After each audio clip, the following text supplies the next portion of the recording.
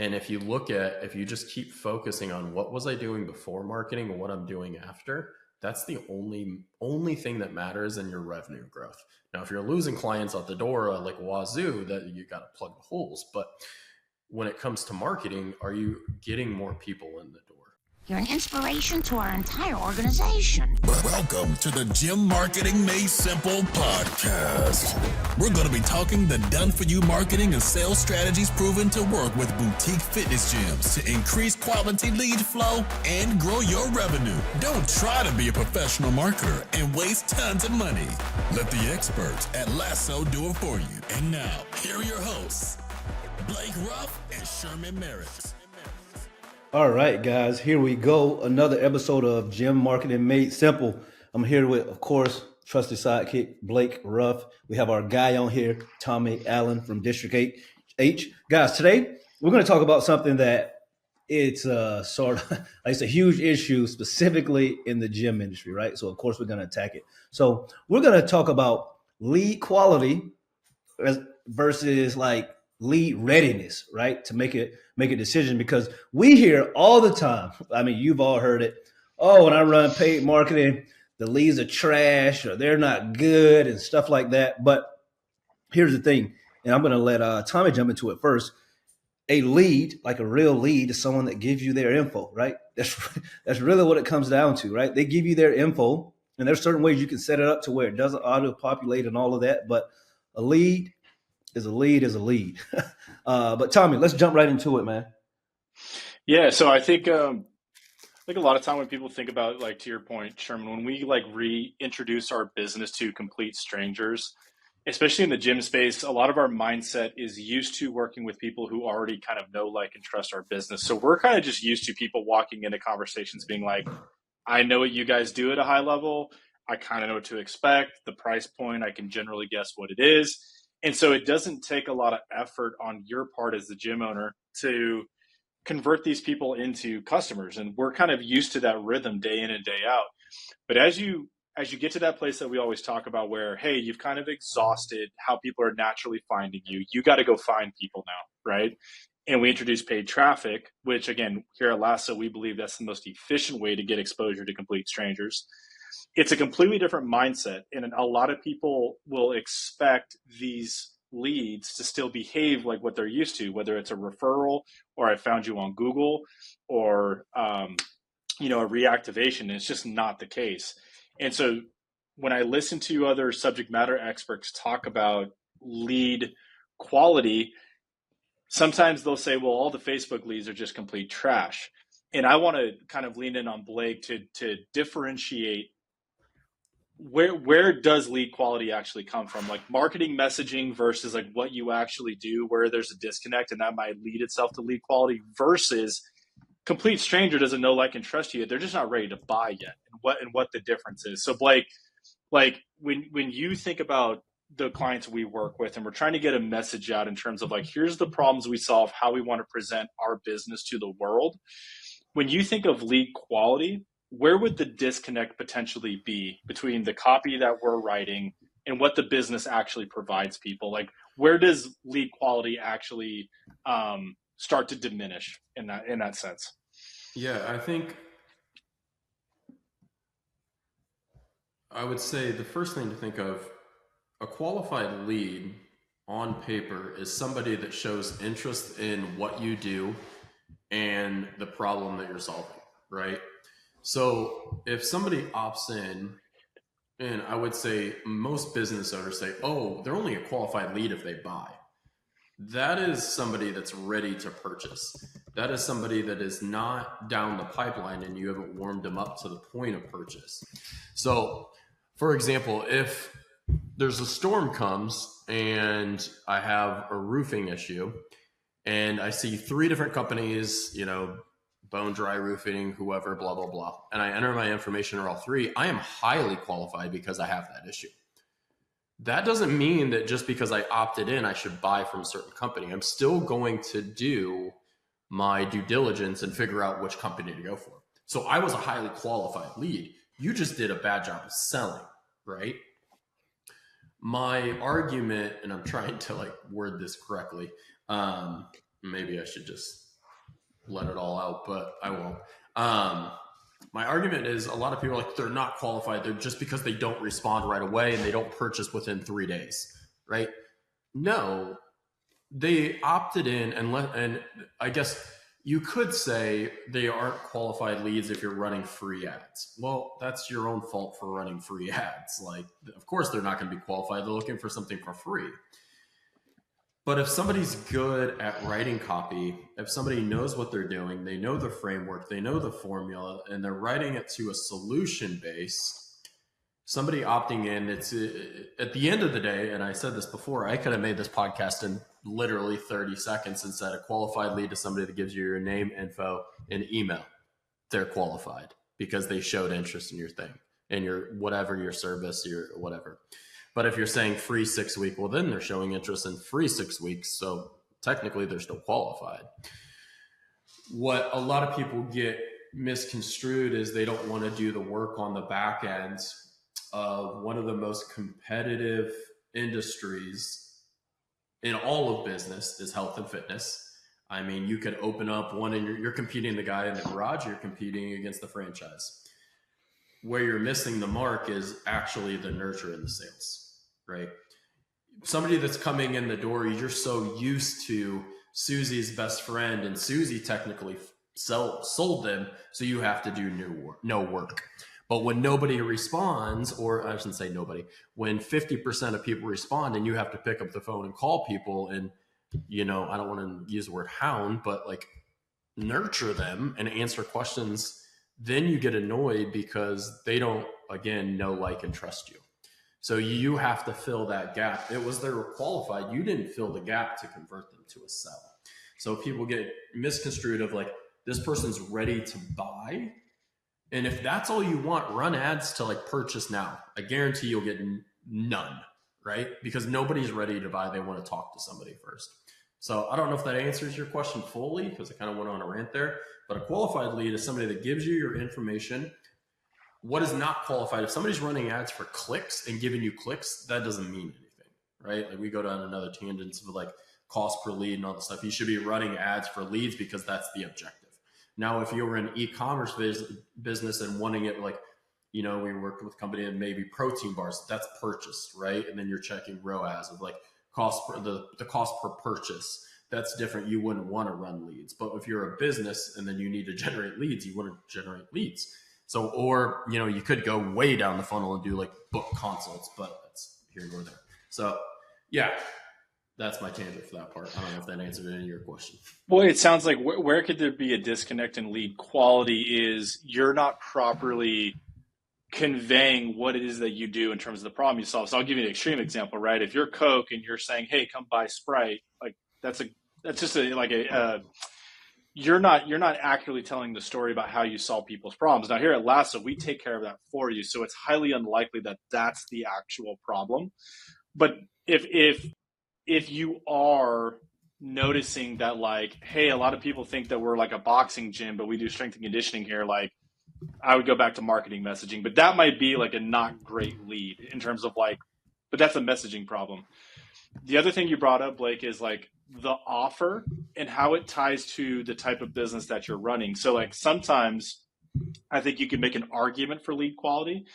If you're a high-end service that's putting out a free offer and attracting a lot of cheap people who could potentially not even afford your actual solution after they get into your studio or gym, that may be also an argument for lead quality. So it depends on the offer that you're running as well. Is that fair? Yeah. Tommy, I believe, like Blake was mentioning, the big gap is really, if I'm just being totally honest, the big gap is we are not running. This isn't a tabling event. This isn't a bring a friend event, right? Again, like you mentioned, these people don't know, like, or trust you for the most part. So now, just because they're not ready to buy in 3 days after hearing about you for the first time ever, doesn't mean they're not ready. Now you're going to have to basically put on your boots, strap it up, get to work. Now you may have to nurture some of these people for 4 months, right? So you may have to nurture them 4 months via text, via email, via some phone calls that they may not answer. But eventually, when their pain point hits them after a wedding, they don't feel great in that dress. Now, when they get on social media, they see your ad. Next day later, they get a email. And then 2 days later, they get the text message and they respond to the text. Now we're working, right? And like we've seen hundreds of times, thousands of times, people are like, well, I had 50 leads and only 10 of them responded. Well, that's in the first 2 or 3 days. But when you play this long game of collecting 50 leads every month for 24 months, one, you're building your list.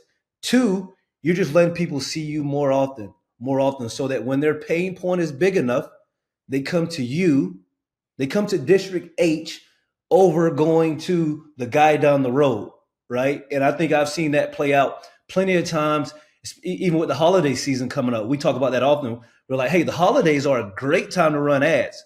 With the caveat is that you have to understand a lot of people aren't going to just be ready to jump in at the end of November to start paying you because they know they're going to travel, but you're going to get in front of a lot of people for cheap, and you get the opportunity to build that relationship, give them free resources for the next 30 days, all of December, so that on January 5th, when they're ready to get going, hey, I already know where I'm going.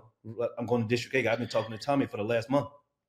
Well, and the point I'm trying to make is like there is an argument to be made for lead quality if your messaging is off, but if your messaging is not off, which is what we're assuming here, it really comes down to just lead readiness. It's like, guys, if you are presenting yourself to a market that doesn't know, like, and trust you, like, just to give you some stats, right? Like when major companies do cold marketing, success to them is like 4 to 5% of all leads. Right. If they can close 4 to 5%, that's a win in terms of the cold marketing that we're doing.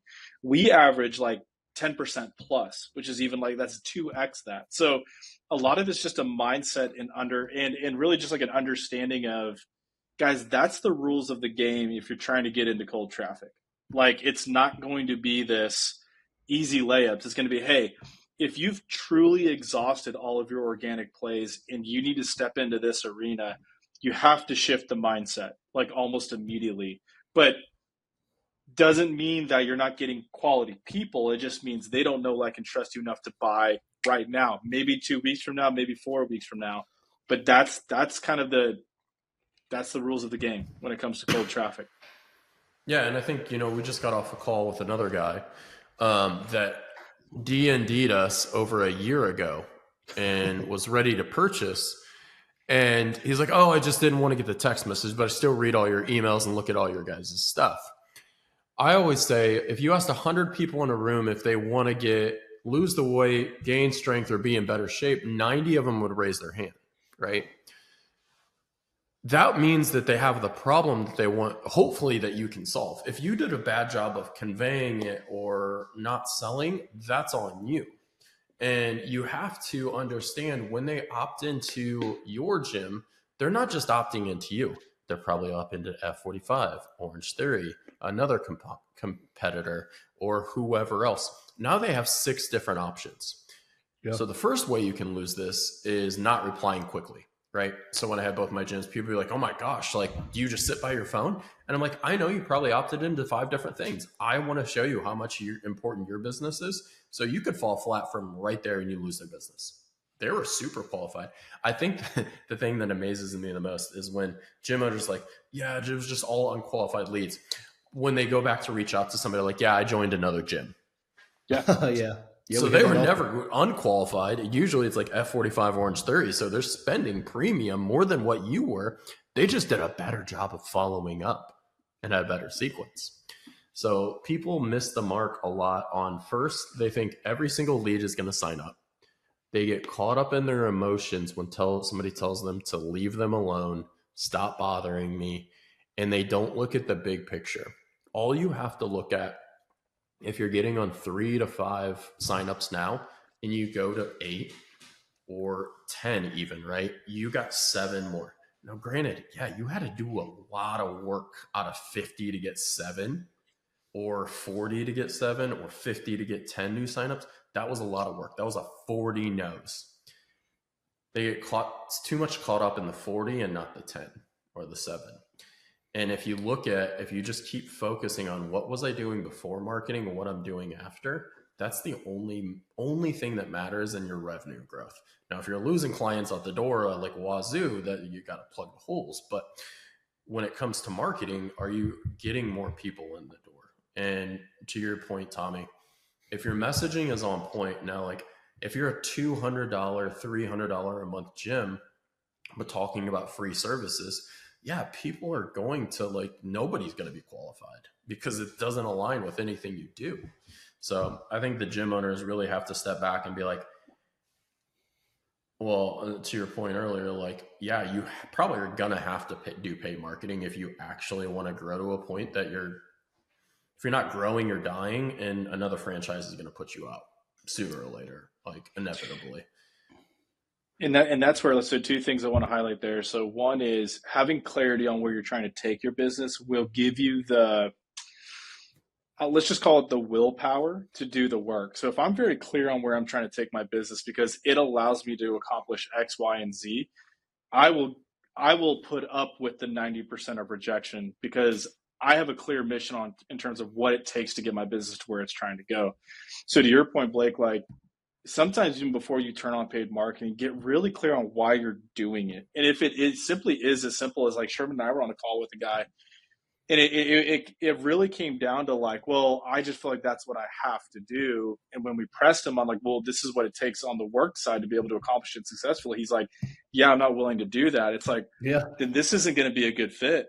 Like this just is not going to work. Right. So well, you probably shouldn't run a business if you're not willing to put in the work. Well, no, but it's just that aha moment of like the desire to continue to grow your business. It's not painful enough yet to willing to do the hard work it takes to like get there. We're not there yet, right? The second thing I wanted to highlight is you brought up a good point where people you get that opt out, that SMS stop, don't like whatever, right? Like turn off the no reply. I can't tell you how many times people have done that to me, but they remain opted into the email and the phone calls. Like I still call them, they're still getting emails. And guys, if you think about it, like in today's day and age, people get so much automated stuff. Like, yeah, like it doesn't mean they don't want to talk to you. They just don't want to talk to you via text. Give them a call and just see if they're willing to have a conversation. DM them on Instagram or Facebook and see if they're willing to have a conversation.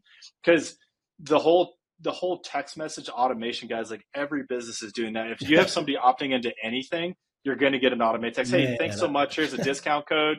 Thanks so much. Let's have a conversation. So like you can't just rely on automations. You have to follow it up with manual intervention to really reap the benefits of paid advertising. So we wanted to hop on here today, you guys, just to unpack this because it's like, don't just say like Facebook only produces trash leads. No, it produces cold leads that you have to take the time to warm up and get ready to purchase in your business. And that's just the rules of the game of moving into paid marketing, guys. It's getting more competitive. There's more of it out there. We're beyond the days. I always talk about the Alex Hormozi days, like the $5 leads. They book a call, they convert like that at like a 20% conversion rate. It just doesn't happen anymore, you guys, because everybody's doing it. So consumers are more informed. To Blake's point, it's coming down to speed to lead, and it comes down to like you developing the skill of how do you develop the skills of motivational interviewing to get them to be like, hey, this person understands me and I trust them versus the guy down the street. That's a skill, right? It takes time to develop that. So most of the time, you guys, you're having a lot of great quality leads. We just may have to revisit, are we doing our very best job of moving them from not ready to purchase? That's it. And that comes down to your systems and your process. That's it. Anything else you guys wanted to add? No, I don't think so. I believe, to sort of piggyback quickly, just off what you talked about, when we were talking to that guy the other day that we had, unfortunately, whatever you want to say, the one we had to turn away, I can't remember how much revenue was he doing? He was doing over 30 per month. Yeah. So it was a good business. Yeah. So it was a solid business, right? He's doing over 30K per month. But when we talked to him, he just didn't have that fight. Like, we've done this long enough. Well, we knew. We worked with him in 2 to 4 months. He was going to be unhappy and it was going to be LASSO's fault, that blah, blah, blah. So we just did him the favor of saying, hey, we're not the best company for you. The reason being is we want you to go from 30 to 60 in 18 to 24 months. By doing that, that's going to be a boatload of work. And he just said, I don't think I want to work that hard. No problem. We don't want to be involved then because, again, we're trying to get him there. He won't do the things he needs to have any type of success. So then it just spirals downhill and it's just bad, bad, bad. So I think the last thing to add to this is you also have to know what a client is worth to you, right? So you have to know if somebody stays with you for 10 months, and let's just use easy math, and $200, if you get one extra client, now granted, all that's not going into your account this month, but $200 and worth that's in a $2,000 worth of client, right? That's his LTV, his or her LTV. So if you were to get two of those, and let's say you're paying a marketing company $1,500, $2,000 to get two of those, that's $4,000. That made up, those are two people you were never going to get in your gym that now you made $400 or $4,000, I'm sorry, and you paid $2,000. You had a 200% return that month. Now, granted, it's over course of the time. And I think the one, and Tommy, this is probably what you can talk to more than anybody. It seems like in the fitness industry, like people put their money in many different things, mutual funds, stocks, whatever, thinking long-term returns, over way course of times. Gym owners think I got to put in this and get in this month. And I think that's huge. Yeah, but that's an old school mindset of the self-liquidating offer is what it's called, right? So like we've heard other people talk about this. Hormozy was, like if you can convert at a high enough percent at something that's valuable enough, the marketing, like the profit from from those sales pays for your new marketing budget. And Sherman, I think you and I did a podcast on like that was assuming $5 leads and Correct. 6-week challenges at a whatever price point. Guys, like just the rules of the game have changed. And to be honest with you, like you don't need to make your money back in month one. Like I think we saw on average, you make your money back after 3 months for the types of memberships that we sell. It doesn't take a whole lot, but to be obsessed with having to get it all back in month one, it's irrelevant. It doesn't matter. Like to Blake's point, so my LTV in my gym is $13,000, and my CAC or my cost of client acquisition is around $315. So I'm right around 4x and I don't care if I make it back in month one. I'm gonna make it back in month 3.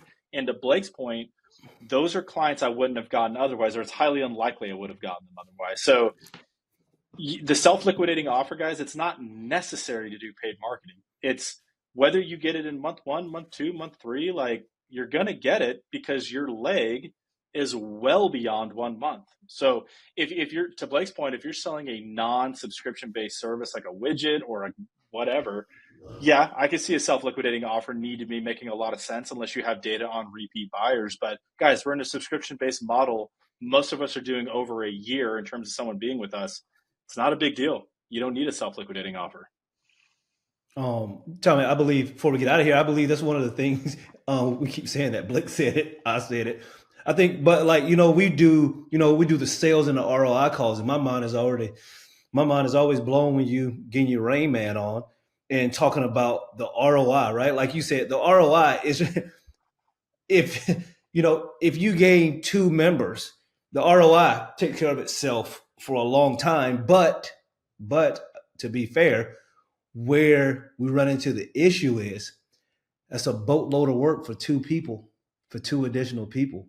And that's where people get burnt out and don't like it and say, oh, well, this isn't working. Well, if you just run the math, the ROI is there, but it is a lot of work for, like, it's just a ton of work. And I think we've done a great job about just helping people see that from the beginning. This isn't about ROI. It's about long-term getting your business to grow month over month to where it makes sense. So, yeah, I believe that was it. So, guys, we're going to leave you guys there. We gave you guys some good info. As always, tell a friend to tune in next week, and we will chat with you guys soon. All right. Yeah. Thank you for listening to the Gym Marketing Made Simple podcast with Blake Ruff and Sherman Merricks. We hope you enjoy. We believe marketing should increase revenue and not waste money. So book your free call today. Head on over to LASSOFramework.com. That's LASSOFRAMEWORK.com and find the right words, get more customers, and increase your revenue. We'll see you here next time.